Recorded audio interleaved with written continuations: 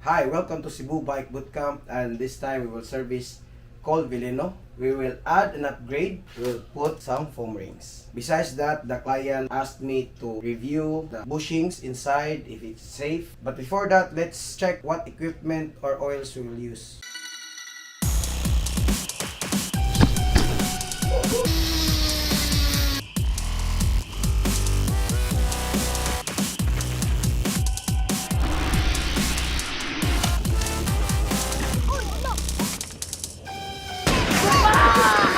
So we will use a semi-bath NW40 bracket chain lube from Do It to lubricate the stanchion and the lower bushings, foam ring from Risk, and some alcohol. And we'll put the oil here and soak the foam rings. So first, let's remove the lower leg.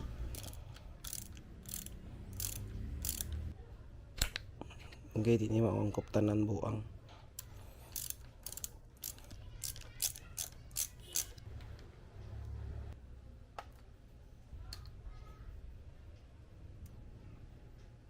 So as you can see, there are no semi-bath oil in the lower leg. Since we will have a foam ring, we will introduce a semi-bath on this. So we will put 10cc, 10cc left and right. This is 1 year without service, and let's check the bushings on the stanchion. Dahil lagi ni siya. Okay. Check. So dry. The fork is not working anymore. We have seen some damage. This is the stanchion damage, so it's so dry. We have this, so we will remove this and put the foam rings here. So if you're wondering where the foam ring will sit, so the foam ring will sit on the upper bushing and the dust wiper. So in between that, there's a slot. So the problem with this is this one has a plastic bushing on the upper and the lower part. Makita ninyo?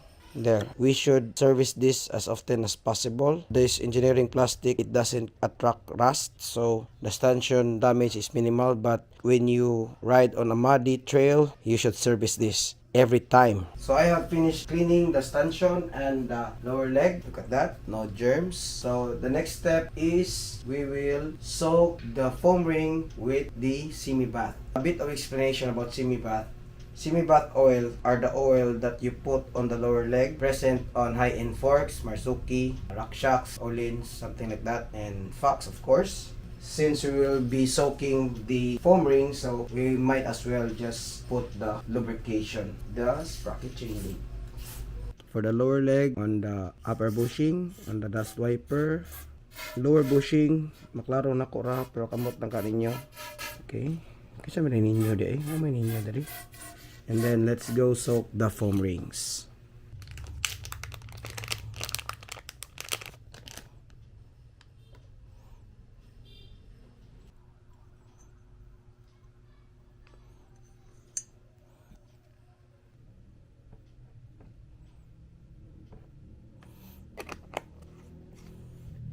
Let the oil soak in the foam ring.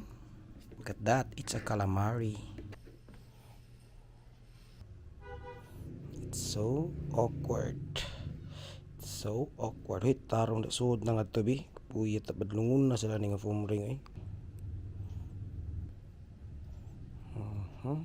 So we've put the first foam ring.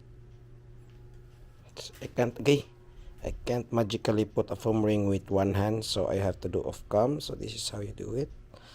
So we have put the nailamok eh, 2 foam rings because we have squeezed the soak oil. We will put oil on the foam rings like this, maklaro.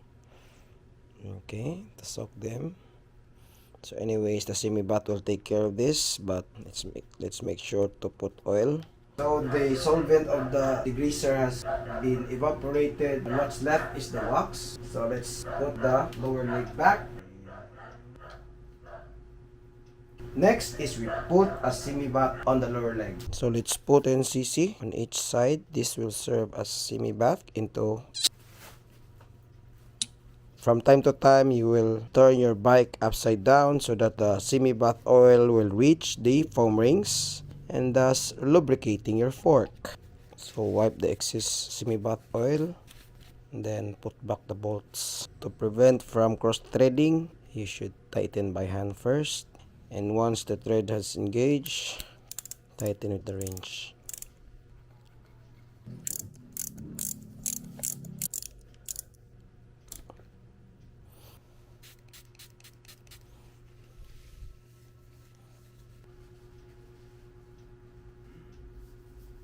So I think that's all for the video in servicing Colt Velino and upgrading it by putting foam rings on the lower leg. For me, this is a very good upgrade on your fork, especially this one has a plastic bushing. We need to put some lubrications on it because the plastic will be damaged. It's too dry, thus damaging also the stanchion. Overall, this is plastic bushings on the upper and lower. So I will categorize this on the light trail section. So luckily, the lower part on the spring side is not like the Bulani because the Bulani is plastic. This one is aluminum. So this has been Mark Anthony Racal, codename Kororo, your drill sergeant here at Cebu Bike Bootcamp.